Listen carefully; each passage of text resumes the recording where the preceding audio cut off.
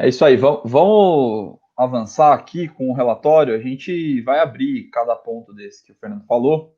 Aqui a gente tem as receitas do Vasco. O Fernando falava de uma queda de 17%, né? Ano passado foi 261 milhões e o clube fechou com 215 esse ano. Quando a gente olha no período de 10 anos, como você faz essa leitura desse gráfico, Fernando? Ô, Munir, sobe só naquele gráfico ali que tem a origem das variações, que é um negócio interessante ali, Esse que fica aqui, bem claro para quem está assistindo. Olha a parte de cima do gráfico. Você vê, Match Day subiu 25 milhões, marketing só para comercial subiu. explicar, Fernando, a parte de cima é variação anual, para quem está acompanhando, é de baixo 5 anos, tá? Com 2014. Não sei se está dando para É, enxergar aí. a de cima, que é a variação contra 2018, você vê, subiu Match Day 25 milhões, marketing comercial, outras receitas e transmissão subiu 6%, 6 milhões, tá? Aonde está o problema? A receita com venda de jogador caiu 91 milhões. 91 milhões. Porra, aí não dá, entendeu? Mas venda de jogador não é uma coisa que dá para contar sempre. Ué, não é isso que o balanço de todo mundo tem mostrado. Você sempre pode vender alguma coisa, gente. Você sempre vende minimamente. Se você não vendeu minimamente, é o seguinte, ou você tem problema com a produção, ou você tem problema com a tua vitrine, ou você tem problema com o teu relacionamento com o mercado. São esses 3 pontos. No final, nos 3 pontos, explica que você tem um problema de gestão. É a gestão desse presidente? Não é entrar no mérito de se A, B ou C, mas é do clube histórica. O Vasco é aquele clube que não dá para chegar e apontar o dedo para um presidente, isso é até ridículo, gente. O clube que tinha Eurico Miranda aí que está há 20 anos com problema. O Vasco pontualmente teve ali um ponto fora da curva em 2011, não foi o normal, foi um fora da curva. O Vasco está há 20 anos sem conquistas relevantes, sem ser levado a sério no mercado há 20 anos. Então Fernando, é o aqui, seguinte, só para complementar, se for de valor de transferência, é legal até a gente passar como esse ciclo vicioso, né? Ele atrapalha até a venda do clube, né? O Vasco vendeu jogadores aqui, por exemplo, Matheus Vital, que esperava-se mais na passagem pelo Corinthians, 5 milhões de reais, uma venda esquisita, né? Pelo contexto, enfim, tem outras questões aí, por 85% do passe. A venda maior dos últimos anos, 76 milhões no Paulinho, por 90%, essa venda até com um montante maior, mas pela expectativa e na comparação com outros atletas que foram vendidos, Vinícius Júnior, Renier, Rodrigo, daria para arrecadar mais se o clube não tivesse até com o Pires na mão. Mas Douglas Luiz, 44 milhões. Luan, para o Felipe Palmeiras, 10, Coutinho, 10 milhões. Lá atrás, Felipe Coutinho, 8 milhões, acho Munir, que 8 ou 10 milhões, Felipe muito pouco, né? Coutinho, 8 milhões de euros é um dinheiro que, porra. Não foi lá, peraí, cara. Foi, Evander, pô, 8,5 também, enfim. O Vasco é um vendedor de médio para baixo no mercado, quer dizer, melhorou um pouquinho, porque o mercado melhorou, entendeu? O Pires na mão, obviamente, é um fator decisivo. O clube não pode barganhar muito, porque tem que vender. Talvez, se a gente perguntar para os dirigentes hoje, o cara diga o seguinte: olha, esse ano a gente resolveu barganhar um pouco mais e ficamos sem venda. Pode ser que Detalhes, isso né? tenha sido, entendeu? Então, a vida da negociação é complicada. Mas aí, porque a gente está se referindo a questões pontuais, eu estou falando do estrutural. Por que que hoje nós estamos com o Pires na mão? Por que que está hoje com a dificuldade, por que que existe hoje a dificuldade de se vender efetivamente porra, olha aqui, ó, eu vou dizer o seguinte, pega um exemplo, o único clube brasileiro que furou a hierarquia do futebol, que a gente já pode dizer hoje, ele furou a hierarquia do futebol, Atlético Paranaense, o único, né? O quinto clube, sexto clube de maior faturamento esse ano, acima de Corinthians e São Paulo, né? Uma trajetória, você vê, são mais de 20 anos, um clube que era a terceira força no Paraná, porque o Curitiba era o de maior tradição, o Atlético era o segundo de maior tradição, mas o Paraná Clube era ex-campeão estadual, numa época que os estaduais ainda valiam alguma coisa. Aquela era a fotografia dos caras. Quando começou essa gestão aí pelo Petralha, a que transformou o clube, né, e jogou o clube, refez o estádio, fez um estádio, derrubou e fez de novo. Tem um centro de treinamento de outro mundo. Se você vai no Atlético Paranaense, nas instalações, você pensa que você está numa multinacional, né? É uma coisa impressionante. Isso tudo dá credibilidade. As pessoas querem fazer negócio com os caras. Elas confiam que vai ser entregue. Elas acreditam. Quando você tem parceiro de negócio, as coisas andam. Quando você não tem, é problema. Então é o seguinte, qual foi a estratégia base por trás da revolução do Atlético Mineiro lá atrás? A estratégia foi o seguinte, o Petralha percebeu que a vantagem competitiva do futebol brasileiro era vender jogador e que ele, se fizesse um trabalho muito bem feito, no sentido de criar vitrine, que leva tempo, né? De criar uma marca, que leva tempo, né? Mas de criar canais com o mercado lá fora para você falar o mais diretamente possível com os tomadores, você se apresentar a esse mercado, coisa que o clube brasileiro não faz, sempre terceiriza isso a um empresário, né? Não se apresentar ao mercado e efetivamente barganhar melhor. Bom, talvez quem esteja assistindo nem lembra desses caras aí, mas essa coisa ficou visível, o Atlético começou a mostrar isso de uma maneira visível com Osés e Paulo Rink. Em que ano foi aquilo, o Munir? 98, será? 95? Quanto foi aquilo? 95. Faz muito tempo. Foi na metade dos anos 90, isso. Depois que, eles aliás, saíram para outros clubes, né? Esse dinheiro foi fundamental para o Atlético construir a primeira arena, né? Porque o que tinha lá, que era a Arena da Baixada Antiga, era um estádio com arquibancada de circo. Era um estádio que tinha um ginásio atrás que o cara chutava, a bola quase ricocheteava e voltava no jogador, de tão próximo que era o ginásio do gol atrás. Era uma coisa bizarra. Isso tem imagens aí no Google para quem estiver interessado. O que o Atlético mudou desse jeito, gente? Porque focou nisso. Você precisa focar nisso. Então, qualquer justificativa que você dê hoje para problemas de venda de jogador hoje é fruto do conjunto de decisões que você adia, que você não toma. E continua adiando. Veja, você continua falando, hoje nós temos esse problema, hoje eu tenho esse problema. E efetivamente você não tem condição de acessar o mercado internacional e conseguir, olha, essa garotada do Vasco, o histórico do Vasco para captar, garoto que sempre passa, garoto bom de bola, não sei o quê, tiraria o Vasco do buraco. Trazer jogador ultra badalado para não sei o quê, tal, vai afundar o clube mais. Não vai tirar o clube do buraco, vai colocar o clube no buraco. Sabe por quê? Porque, meu amigo, você pode botar o Messi no time do Vasco. Se você botar o cara sozinho nesse time aí, o que vai acontecer depois de 6 meses? O Messi arrebentou a carreira dele. Depois de 6 meses, o Messi está derrotado também. Entende? Então é o seguinte, você precisa ter base para as coisas. Não funciona com atos mágicos. Mas a torcida tá pé da vida porque é sempre... Cara, tá pé da vida porque os caras estão tentando fazer essas merda há 20 anos. É legal você falou do Atlético. O Atlético ele não só vende, como revela, utiliza o jogador, tem sido campeão e depois vende sem estar com o pires na mão, né? Só para dar uma atenção para quem está mandando mensagem, agradecer por aqui o Eric Gardel, o Pablo Perlira, o Lucas Paulo e o Isaac Zaguri. Ele falou que o Thales Magno se machucou sério 2 vezes esse ano, isso foi prejudicial e o clube poderia ter vendido pelo mesmo preço do Renier do Flamengo. Mas aí também entra a questão do comprador saber com quem ele está lidando, né, Fernando?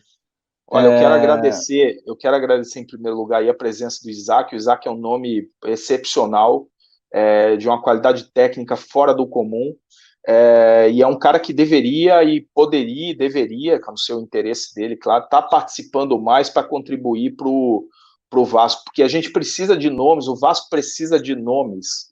Então você olha e fala o seguinte, eu já te devolvo, tá, Moni, para você completar. Não, fica tranquilo. Não podia deixar essa deixa. Quando a gente olha para a chapa azul, né, do Flamengo e tudo mais, a transformação que eles aconteceram, tinham 2 coisas ali. Tinha coesão e tinham nomes. Tinham nomes. Gente pesada, gente com nome, gente com credibilidade, com respeito, gente que leva o negócio para frente, entendeu? Isso é fundamental. Você diz assim, você vê isso no Vasco? Não, o Vasco tem isso na sua torcida, no seu universo, claro que tem.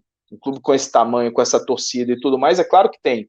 Mas tá todo mundo espalhado. E muitos grandes vascaínos que têm uma qualidade enorme para realmente tirar o clube com consistência do buraco, estão afastados, estão no segundo ponto. Por quê? Porque porque é uma selva a política do Vasco. É uma selva, ela é destrutiva além do normal, entendeu? Então, bons nomes acabam ficando à margem. Enfim, desculpa aí o parênteses aí. Não, imagina. Eu vou já mostrar aqui para a gente até passar o assunto receita, que isso aqui é a distribuição da origem das receitas. Assim, aqui a gente tem o valor nominal embaixo, milhões, em cima percentual. Em laranja está a transmissão mais cotas de participação, amarelo, marketing mais comercial, azul, venda de jogadores, cinza, match day, que é sócio mais bilheteria, e verde, outras receitas. A gente vê uma barra azul ali, né, Fernando? Muito, quando a gente olha 10 anos, é bem diferente dos clubes que passaram aqui na nossa análise nos últimos dias. E o Isaac falou que do Thales Magno, que potencial para ser vendido pelo preço do Renier, do Vinícius Júnior, tem, né? Mas eu acho que entra a questão de um possível comprador saber com quem está lidando, de saber que está tentando contratar um jogador de um clube com dificuldade financeira, né? Isso certamente acaba mudando a relação, as discussões numa negociação, né? E aí acaba baixando o valor também da contratação. E no final a gente volta àquela discussão, né? Esse gráfico que você está falando é impressionante, né? De fato, ele é muito diferente dos demais, né? O Vasco visitou ali a barra azul, pessoal, é a receita com venda de jogadores. Isso. Depois, quando saírem todos esses balanços, a gente vai fazer análises de todos os clubes, né? Análises comparativas em que isso fica mais claro, né?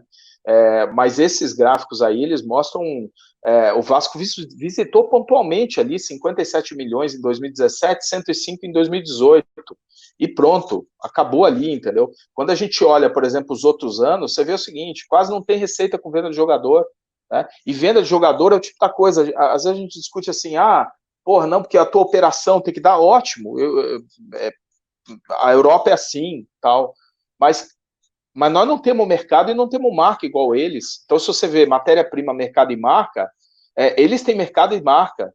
Então, eles não precisam viver de venda de jogador, apesar de que alguns clubes médios na Europa até vivem disso. Vivem não, mas é uma receita importante. Né? Os portugueses, né, e outros clubes médios ali de Itália e até mesmo Espanha. Agora, o principal ponto aqui é que uma vantagem competitiva do futebol brasileiro é essa. E quando você aproveita isso como Atlético, por exemplo, o cara fala o seguinte, se eu não consigo ter receita de patrocínio, se eu não tenho receita de TV forte, se eu tenho problemas, se eu quero abreviar isso, aonde é o mercado que eu posso efetivamente conseguir ter mais retorno? No futebol brasileiro, venda de jogador é uma coisa fundamental. Tem que estar no mix aí. Se não tiver no mix, meu amigo, tu vai ser atropelado. Pontualmente, você não consegue todo ano. Mas, de novo, olhe para quem está acompanhando todas as nossas lives aqui, de todos esses clubes, acho que o Vasco deve ser o 9º ou 10º aí, o 9º clube que a gente está fazendo isso. Rapaz, todo mundo está aproveitando a onda, todo mundo está aproveitando o momento.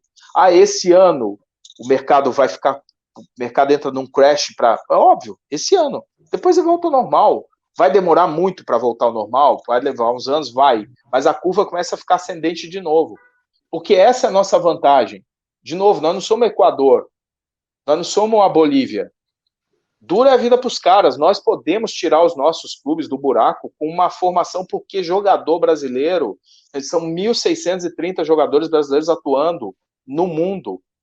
Incomparável. A França tem 1.000, é o segundo, a Argentina tem 700, é o terceiro. 75% desses jogadores jogam em ligas, em primeiras divisões no mundo.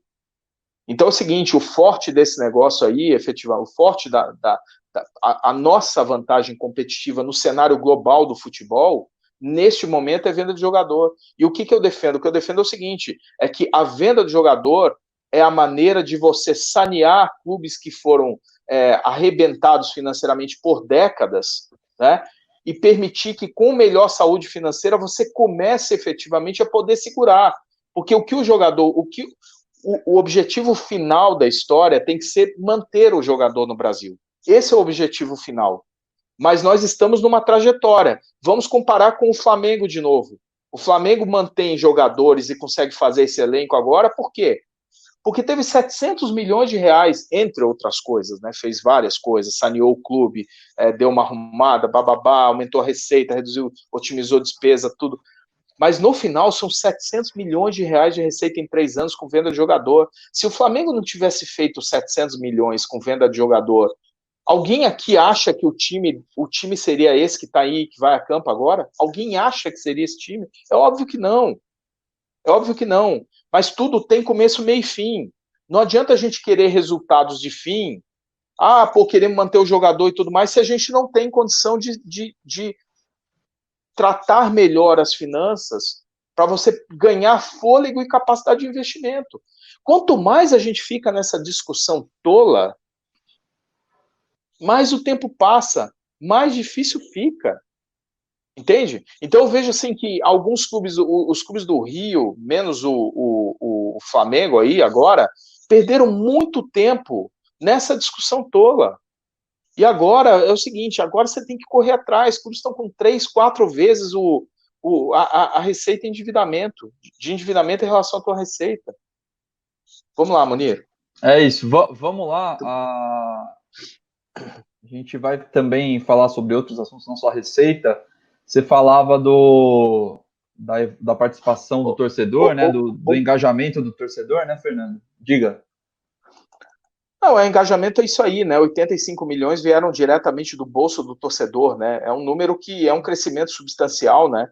47% de crescimento, é um crescimento substancial. 35% da receita do Vasco veio direto do bolso do torcedor, né? Esse percentual aumentou porque reduziu, por exemplo, o percentual de venda de jogador, né? Agora, 85 milhões, quando você vê o percentual aumentou e a trajetória é uma trajetória positiva, mas o número é baixo para o tamanho da torcida do Vasco.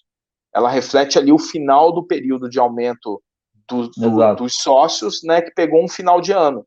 E que a expectativa para esse ano era muito boa, inclusive, né? Não fosse a pandemia. Era excepcional, entendeu? A pandemia e tudo mais vai atrapalhar. Mas olha aqui, Munir, no próximo gráfico, é isso que eu queria dizer. Olha com receita com venda de atletas ali, tá?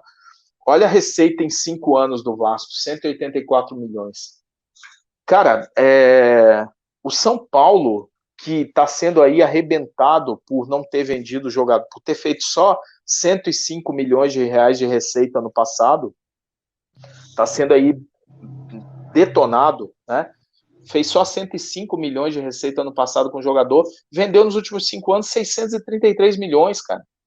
Isso é um Rodrigo do Santos. 633 milhões, entendeu? Isso aqui é um Rodrigo do Santos, é uma venda do Santos, bateu isso aqui, entendeu? Então, você não pode competir no mesmo campeonato com os clubes que têm a tradição e que historicamente o Vasco tem enfrentado, né? Quer dizer, que são os rivais históricos do Vasco. Você não vai competir de igual para igual enquanto os caras estão fazendo 300 milhões de receita. Então, você volta de novo ao São Paulo. Aí vendeu ali o Antony 133 milhões, já no início do ano. Aí o Flamengo vendeu o Raniel, o Atlético Paranaense fez 30 milhões de euros de venda de jogador agora no início do ano. Entendeu? Então é muita diferença, é isso que eu coloco, é muita diferença. Os caras estão 3 vezes acima, mais até que o Vasco. Entende? Então é o seguinte, ao invés da gente ficar tentando fórmulas mágicas que vão salvar, e não vão salvar, entendeu? Nós temos que encarar os números e o que tem que ser feito, porra. Entende? E de novo, o que tem que ser feito? Cara, isso aí, peraí. As experiências positivas e tudo são amplamente estudadas. Os cases de sucesso são conhecidos. Nós não estamos falando de uma fórmula mágica, né, de uma coisa.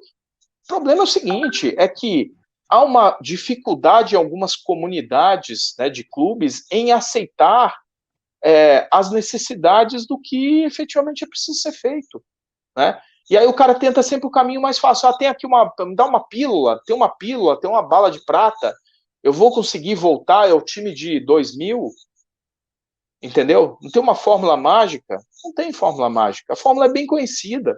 Agora, qual é o ponto positivo? Em time de futebol, vocês reparem como a mudança, ao invés do mundo do Vasco ficar nessa carnificina que não chega a lugar nenhum, né? Os clubes que se propõem né, se minimamente pacificam a sua política e se propõem a arrumar, né, para um caminho minimamente de consenso, o efeito da transformação é muito rápido. É muito rápido. O Vasco poderia estar daqui a 3 anos, né? E, de novo, é ali, numa condição completamente diferente dessa que está agora. Então, olha o Bahia estava quebrado, até o Schmidt, que faleceu essa semana, aí, o interventor do Bahia, né? A figura chave nesse processo. Você olha o seguinte, o Bahia, há anos atrás, estava numa situação muito pior proporcional que a do Vasco. Em 2 mandatos, o clube mudou completamente. E não tem a força da torcida do Vasco, a força da marca do Vasco. Né? O Flamengo, olha a mudança do clube. O clube, em 2013, o Flamengo era o clube mais ridicularizado do futebol brasileiro. Era uma piada completa o Flamengo. Entendeu? Não conseguia atrair um jogador, ninguém ia para lá. Nossa, era motivo de chacotas assim diárias. Olha a mudança. Em 5 anos, ano passado, aí, olha o que aconteceu com o clube. Então a mudança é muito pelo rápida. Potencial do Vasco, né, Fernando? Claro. Engajamento do torcedor, a quinta maior torcida do Brasil, enfim, tem muitos trunfos aí, né?